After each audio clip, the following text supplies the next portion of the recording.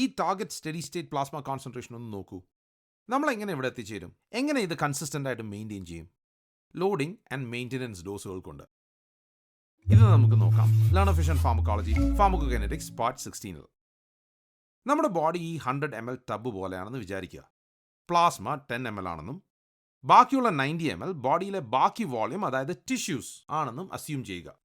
ഇനി ഒരു ഡ്രഗ് എടുക്കാം. അതിൻ്റെ volume of distribution 1000 ml clearance 100 ml per hour ആണെന്ന് കരുതുക. നമ്മുടെ target steady state plasma concentration 0.1 mg/ml ആണെന്നും വിചാരിക്കുക. എങ്ങനെയാണ് ഈ ടാർഗറ്റ് സ്റ്റഡി സ്റ്റേറ്റ് പ്ലാസ്മ കോൺസെൻട്രേഷനിൽ പെട്ടെന്ന് എത്താൻ പറ്റുക? ഡ്രഗിൻ്റെ VD ആയ 1000 ml ടബിൻ്റെ ആക്ച്വൽ വോളിയമായ 100 ml വളരെ കൂടുതലാണ്. അതുകൊണ്ട് തന്നെ നമ്മൾ ആദ്യം ആഡ് ചെയ്യുന്ന ഡ്രഗിൻ്റെ കൂടുതൽ ഭാഗവും ടിഷ്യൂസിലേക്കാണ് ഡിസ്ട്രിബ്യൂട്ട് ചെയ്യുക. അപ്പോൾ നമ്മൾ അഡ്മിനിസ്റ്റർ ചെയ്യുന്ന ഡോസിൽ ഈ ടിഷ്യൂ ഡിസ്ട്രിബ്യൂഷനും കൂടെ കണക്കിലെടുത്താൽ മാത്രമേ നമ്മൾ ആഗ്രഹിച്ച ടാർഗറ്റ് പ്ലാസ്മ കോൺസെൻട്രേഷൻ അച്ചീവ് ചെയ്യാൻ പറ്റുകയുള്ളൂ. ഈ ഡോസ് കാൽക്കുലേറ്റ് ചെയ്യാനുള്ള ഇക്വേഷൻ നമ്മൾ വോളിയം ഓഫ് ഡിസ്ട്രിബ്യൂഷനെ പറ്റിയുള്ള വീഡിയോയിൽ കണ്ടതാണ്. Dose is equal to volume of distribution into target concentration. നമുക്കറിയാം VD 1000 ml target plasma concentration 0.1 mg/ml ആണെന്ന്. അപ്പോൾ dose is equal to 1000 ml into 0.1 mg/ml is equal to 100 mg. അതായത് ഈ 100 mg ഡ്രഗ് ടബിലേക്ക് ആഡ് ചെയ്താൽ നമുക്ക് ടാർഗറ്റ് പ്ലാസ്മ കോൺസെൻട്രേഷനായ 0.1 mg/ml അച്ചീവ് ചെയ്യാൻ പറ്റും. പക്ഷേ നമ്മുടെ ബോഡിയിലെ ഓർഗൻസ് ഓഫ് എലിമിനേഷൻ ഈ ഡ്രഗിനെ പ്ലാസ്മയിൽ നിന്നും എലിമിനേറ്റ് ചെയ്യും. ഇത് റെപ്രസെൻ്റ് ചെയ്യാൻ നമുക്ക് ഒരു എലിമിനേറ്റർ ബോക്സ് ആഡ് ചെയ്യാം. ഇങ്ങനെ ഡ്രഗ് എലിമിനേറ്റഡ് ആകുമ്പോൾ പ്ലാസ്മ കോൺസെൻട്രേഷൻ മെയിൻറ്റെയിൻ ചെയ്യാൻ നമുക്ക് കൂടുതൽ ഡ്രഗ് ആഡ് ചെയ്യേണ്ടതായിട്ട് വരും. ഇതാണ് മെയിൻ്റെനൻസ് ഡോസ്. ക്ലിയറൻസിനെ പറ്റിയുള്ള വീഡിയോയിൽ നിന്നും ഈ ഡോസ് കാൽക്കുലേറ്റ് ചെയ്യാനുള്ള ഇക്വേഷൻ നമ്മൾ കണ്ടിട്ടുണ്ട്. Maintenance dose is equal to clearance into target steady state plasma concentration is equal to 100 ml per hour into 0.1 mg/ml equal to 10 milligrams per hour. അപ്പോൾ 10 milligrams per hour drug add ചെയ്തുകൊണ്ടിരുന്നാൽ plasma concentration 0.1 mg/ml maintain ചെയ്യാൻ പറ്റും. ഇപ്പോൾ നിങ്ങൾക്കിവിടെ 2 doses കാണാം. ആദ്യം നമ്മൾ administer ചെയ്തത് 100 milligrams ആണ്. പക്ഷേ മെയിൻ്റെനൻസ് ഡോസായി നമ്മൾ അഡ്മിനിസ്റ്റർ ചെയ്ത് 10 mg/hour ഉള്ളൂ.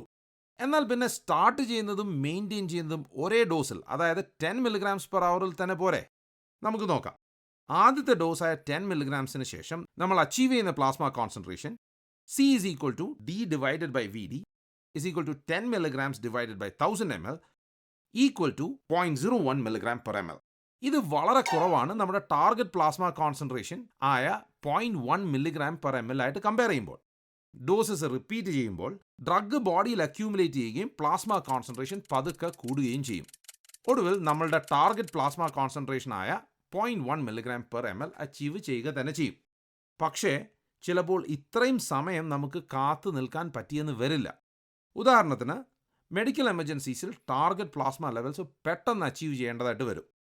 ഇവിടെ target steady state plasma concentration പെട്ടെന്ന് അച്ചീവ് ചെയ്യാനായി നമുക്ക് ബോഡിയെ ഒരു ലാർജ് ഇനിഷ്യൽ ഡോസ് ഉപയോഗിച്ച് ലോഡ് ചെയ്യേണ്ടതായിട്ട് വരും. ഇതിനെയാണ് ലോഡിംഗ് ഡോസ് എന്ന് വിളിക്കുന്നത്. നമ്മുടെ ലക്ഷ്യം പ്ലാസ്മ കോൺസെൻട്രേഷൻ ക്വിക്കായിട്ട് അച്ചീവ് ചെയ്യാനാണെങ്കിലും ലോഡിംഗ് ഡോസ് സാധാരണയായി സ്ലോ ആയിട്ടാണ് അഡ്മിനിസ്റ്റർ ചെയ്യുക. ഒരു റാപ്പിഡ് ഇൻട്രാവീനസ് പുഷ് കൊണ്ട് പ്ലാസ്മ കോൺസെൻട്രേഷൻ തെറപ്യൂട്ടിക് വിൻഡോയുടെ മുകളിലേക്ക് ഓവർഷൂട്ട് ചെയ്യാം. ഇത് സീരിയസ് അഡ്വേഴ്സ് എഫക്ട്സ് ഉണ്ടാക്കാൻ സാധ്യതയുണ്ട്. അതുകൊണ്ട് സാധാരണ ഒരു IV loading dose rate controlled infusions ആയിട്ടാണ് കൊടുക്കുക. ഒരു ഡ്രഗ് മെയിൻ്റെനൻസ് ഡോസിംഗ് റേറ്റിൽ മാത്രം അഡ്മിനിസ്റ്റർ ചെയ്താൽ അത് നമ്മൾ ആഗ്രഹിക്കുന്ന സ്റ്റഡി സ്റ്റേറ്റ് കോൺസെൻട്രേഷൻ അച്ചീവ് ചെയ്യാൻ കുറേ സമയമെടുക്കുമെന്ന് നമ്മൾ കണ്ടു. എന്നാലും എത്ര സമയമെടുക്കും? ഇതിനുത്തരം വേണമെങ്കിൽ നമുക്ക് ടൈമിനെ പറ്റിയുള്ള ഫാർമക്കോകൈനറ്റിക് പെർസ്പെക്റ്റീവ് വേണം. ഇത് തരുന്ന ഫാർമക്കോകൈനറ്റിക് പാരാമീറ്ററാണ് ഹാഫ് ലൈഫ് അല്ലെങ്കിൽ T-half. ഇത് നമുക്ക് അടുത്ത വീഡിയോയിൽ കാണാം. ഇവിടെ കുറച്ച് ഗുഡ് ടു നോ ഫാക്ട്സ് കൊടുത്തിട്ടുണ്ട്. ഇതാണ് നമ്മൾ ഡിസ്കസ് ചെയ്തതിൻ്റെ സമ്മറി.